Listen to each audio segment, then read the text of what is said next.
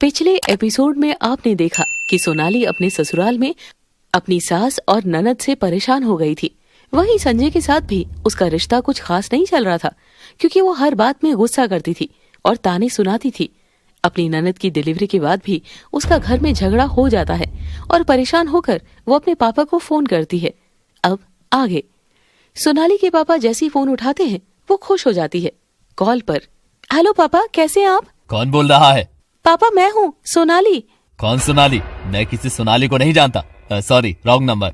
इतना कहकर सोनाली के पापा फोन रख देते हैं और सोनाली गुस्सा हो जाती है। ये क्या, पापा मुझसे अभी तक नाराज हैं? अब क्या करूं? मम्मी को फोन करती हूँ। तो सोनाली अपनी मम्मी को फोन करती है। वो कॉल उठाती है। कॉल पर, हेलो कौन? मम्मी कैसी हैं आप? मैं सोनाली बोल रही हूँ। आपने मेरा नंबर सेव नहीं कर रखा है क्या? अब क्यों फोन कर रही हो यहाँ पर? मम्मी मुझे बात करनी है, याद आ रही थी आपकी। पापा ने तो बात भी नहीं की मुझसे। क्यों करे तुमसे बात? भूल गई? क्या करके गई थी तुम हमारे साथ? मम्मी प्लीज मुझसे बात करो, मैं बहुत परेशान हूँ। तो हम क्या करें? तुमने तो कहा था कि कोई परेशानी होगी तो हमसे बात नहीं करोगी, तो अब यहाँ फोन मत करना। इतना कहकर सोनाली की मम्मी भी फोन रख देती है और सोनाली को बहुत गुस्सा आता है। ये मेरे माँ बाप है या मेरे दुश्मन? मेरी परेशानी भी नहीं समझ रहे। कोई बात नहीं, मुझे भी जरूरत नहीं है इनकी। तभी काजल वहाँ आती है। भाभी आप मुझसे नाराज हैं क्या? पता नहीं। भाभी आप नाराज मत होइए, मैं जानती हूँ कि मेरी वजह से घर का माहौल खराब हो रहा है, इसीलिए मैं जा रही हूँ। ओह शुक्र है दीदी, जाने का नाम तो लिया आपने। इतने महीने हो गए हैं। हाँ भाभी, बस मैं सामान पैक कर रही हूँ, मनीष मुझे लेने आ जाएंगे। अच्छी बात है। एक बात कहूँ भाभी आपसे? क्या है? आप घर में खुश रहा करो मम्मी और भैया के साथ। मैं अब घर में ज्यादा दखल अंदाजी नहीं दूंगी। कभी याद भी आएगी तो बस 2-4 घंटे के लिए मिलने आ जाऊंगी आप सबसे। नहीं नहीं, मुझसे तो क्या मिलने आना, अपनी मम्मी और भैया से ही मिल लेना। ठीक है भाभी, ध्यान रखना अपना। हाँ रख लूंगी, आप ना भी कहती तो भी रख लेती। वहीं शाम के वक्त मनीष कार में आता है और काजल और अपनी बेटी को वहां से ले जाता है। शुक्र है गई दीदी, अब तो आपको मेरा ख्याल आएगा मम्मी जी। ऐसी बात नहीं है बेटा, डिलीवरी वाला टाइम था तो एक बार काम बढ़ जाता है, इसका मतलब ये नहीं कि मैं तुम्हें भूल गई हूँ। रहने दीजिए मम्मी जी, अपनी बेटी के चक्कर में बहू का तो ख्याल ही नहीं रहा आपको। सब देख लिया मैंने। तुम गलत समझ रही हो बेटा, तुम्हारी डिलीवरी होगी तभी पता लगेगा। हाँ हाँ ठीक है, अब आज तो खाना बना ही लेना आप, मैं किसी काम से बाहर जा रही हूँ। ठीक है बेटा। सोनाली बाजार चली जाती है। वहीं उसके पास उर्मिला की 3-4 बार कॉल आती है, लेकिन वो कॉल नहीं उठाती। पता नहीं मम्मी जी क्यों कॉल कर रही है, मैं नहीं उठा रही। सोनाली रात के 8 बजे तक घर आती है और देखती है कि किचन में कुछ भी खाना नहीं बना हुआ। मम्मी जी कहाँ हैं आप? वो उर्मिला के कमरे में जाती है और देखती है उर्मिला बेड पर सो रही थी। बेटा मेरी तबीयत ठीक नहीं है, तभी मैं तुम्हें फोन कर रही थी कि बाजार से कुछ खाने के लिए ले आना या जल्दी आकर बना लेना। बड़ा अच्छा बहाना है, आपकी बेटी थी तब तो आपसे सारा काम हो रहा था, आज मैंने कह दिया तो आपके ऊपर बोझ आ गया। नहीं बेटा सच कह रही हूँ, देख तो मेरा शरीर कितना गर्म हो रहा है। रहने दीजिए, सब पता है मुझे क्या चलता है आपके दिमाग में। सोनाली अपनी सास पर चिल्ला रही थी। इतने में संजय भी घर आ जाता है और ये सब देखकर गुस्सा हो जाता है। सोनाली ये तुम कैसे बात कर रही हो मम्मी से? देखो ना, आज दीदी घर से गई और मम्मी जी ने एक काम तक नहीं किया। मैं भी बाजार से अभी आई हूँ। मम्मी आपकी तबीयत ठीक नहीं लग रही, क्या हुआ आपको? बेटा मुझे बहुत बुखार है, उठा ही नहीं जा रहा। मैंने फोन भी किया था सोनाली को, लेकिन हाँ नहीं उठाया। नहीं करनी थी मुझे आपसे बात, और लगाओ शिकायतें। तभी संजय गुस्से में सोनाली पर हाथ उठाने वाला होता है, लेकिन वो रुक जाता है। संजय ये क्या कर रहा है, पागल हो गया क्या? गलती मत करना मुझ पर हाथ उठाने की, वरना अच्छा नहीं होगा। ये सब देखकर उर्मिला बेहद दुखी हो जाती है। मुझे बिल्कुल नहीं रहना अब मम्मी जी के साथ, अभी कभी मेरा सारा सामान ऊपर वाले पोर्शन में शिफ्ट करो। नहीं नहीं बेटा ऐसा मत कर, ऊपर कहाँ अकेली रहेगी, हम 3 ही तो लोग हैं, उसमें भी बढ़ जाएंगे क्या? हाँ बिल्कुल, वहाँ मेरे मम्मी पापा मेरा साथ नहीं दे रहे, गरीबों के घर आ गई। अब मैं कहाँ जाऊँ, इसी घर में रहूंगी अलग।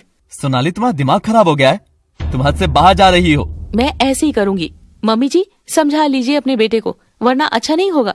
ये कहकर सोनाली अपना सारा सामान अलग करने लगती है और ऊपर वाले पोर्शन में रहने चली जाती है।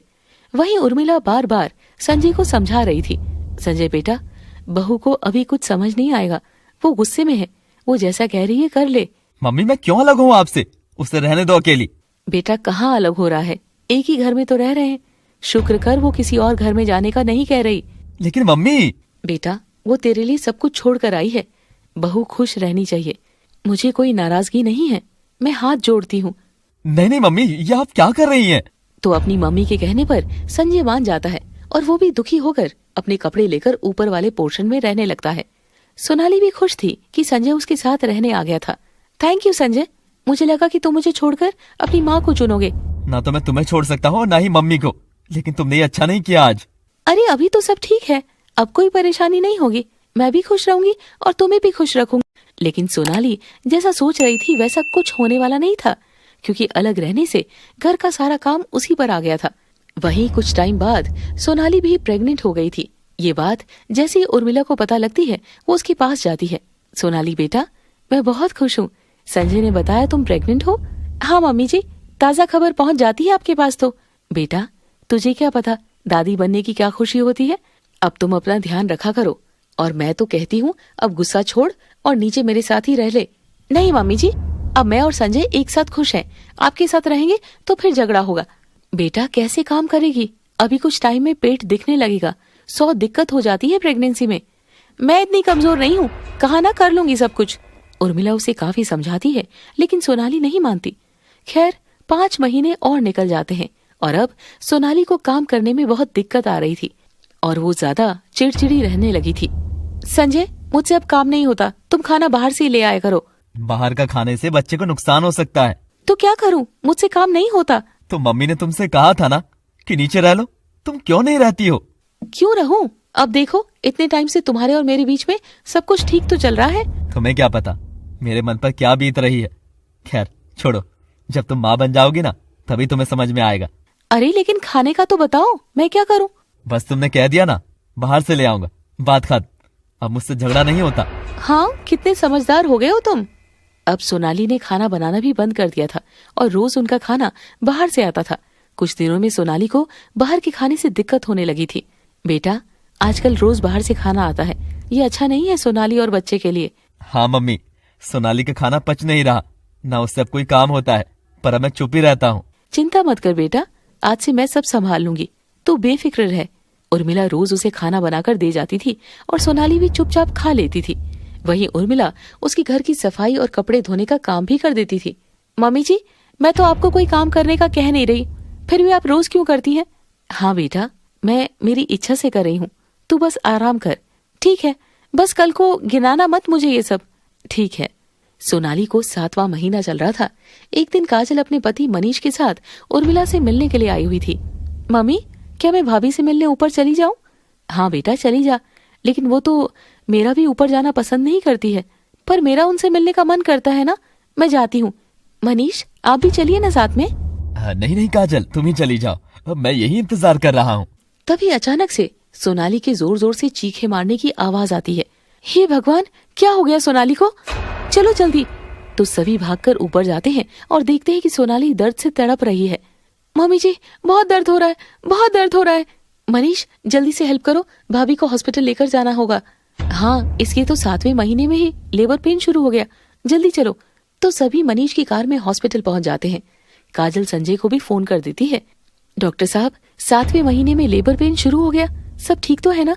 देखिए, अभी हम कुछ कह नहीं सकते, आप लोग थोड़ा इंतजार करिए। डॉक्टर साहब, मेरी भाभी को कुछ नहीं होना चाहिए, प्लीज। डॉक्टर वहां से चला जाता है। थोड़ी देर में एक नर्स बाहर आती है। मेरी बहू ठीक तो है ना? हाँ हाँ, बधाई हो, लड़का हुआ है। माँ बच्चा दोनों ठीक है ना?